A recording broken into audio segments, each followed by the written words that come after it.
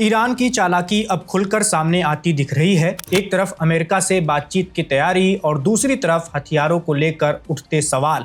पूरी दुनिया की नजरें इस घटनाक्रम पर टिक गई हैं। हालात ऐसे हैं कि हर कदम के पीछे एक नई रणनीति छिपी हुई नजर आ रही है और इसी ने इस पूरे मामले को और भी दिलचस्प बना दिया है। अमेरिका और ईरान के बीच संभावित बातचीत को लेकर सस्पेंस लगातार बना हुआ है। खबरें थी कि ईरानी डेलीगेशन पाकिस्तान पहुंच सकता है, लेकिन ताजा जानकारी के मुताबिक मुख्य वार्ताकार और संसद के स्पीकर मोहम्मद बाघेर गालिबाफ, विदेश मंत्री अराक्ची और उनके सहयोगी फिलहाल ईरान में ही मौजूद हैं। इससे ये साफ नहीं हो पा रहा है कि बातचीत कब और कैसे आगे बढ़ेगी। दूसरी तरफ अमेरिका भी अपनी चाल चल रहा है। अमेरिकी उपराष्ट्रपति जेडी वेंस पाकिस्तान के लिए रवाना होने वाले हैं और उनके साथ विशेष दूत स्टीव विटकॉफ और डोनाल्ड ट्रंप के दामाद जेरेड कुशनर भी इस दौरे का हिस्सा होंगे। ये दौरा ऐसे वक्त में हो रहा है जब सीज फायर खत्म होने के बेहद करीब है। 22 अप्रैल को खत्म होने वाले इस सीज फायर को एक दिन के लिए बढ़ा दिया गया है,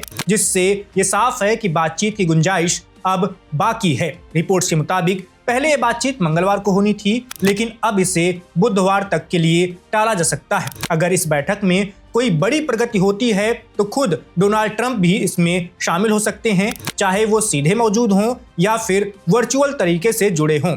इससे इस बातचीत की अहमियत और भी बढ़ जाती है। लेकिन इसी बीच एक ऐसी घटना सामने आई है जिसने पूरे मामले को नया मोड़ दे दिया है। अमेरिकी सेना ने रविवार रात ईरान के एक जहाज को अपने कब्जे में ले लिया। इस जहाज का नाम टूस्का बताया जा रहा है और अमेरिका को शक है कि इसमें दोहरे यूज वाला सामान मौजूद हो सकता है। दोहरे यूज मतलब एक ऐसा सामान जिसका इस्तेमाल आम नागरिक अपने आम कामों में भी कर सकता है और उसका इस्तेमाल सैन्य जरूरतों की पूर्ति के लिए भी किया जा सकता है। अमेरिका का दावा है कि इस जहाज में ऐसे केमिकल हो सकते हैं जिनसे मिसाइल का ईंधन तैयार किया जा सके। इसके अलावा मशीनों के कुछ हिस्से, ड्रोन के पार्ट्स और इलेक्ट्रॉनिक उपकरण भी हो सकते थे, जो नेविगेशन और कम्युनिकेशन के साथ साथ सैन्य इस्तेमाल में भी काम आते हैं। यही वजह है कि अमेरिका ने इसे गंभीर मामला मानते हुए कार्रवाई की है। ये जहाज ईरान की शिपिंग कंपनी IRISL से जुड़ा बताया जा रहा है, जिस पर पहले ही अमेरिकी प्रतिबंध लागू है।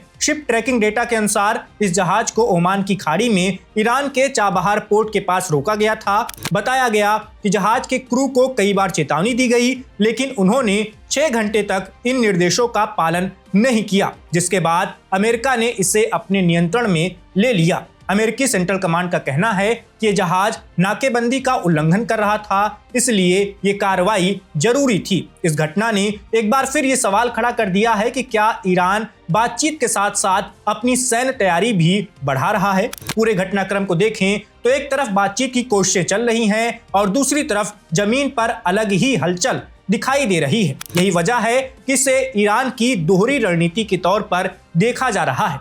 आने वाले दिनों में ये साफ होगा कि बातचीत किस दिशा में जाती है और क्या ये तनाव कम होगा या फिर हालात और ज्यादा गंभीर हो जाएंगे। इस वीडियो में बस इतना ही। मेरा नाम वैभव है, आप देखते रहिए वन इंडिया।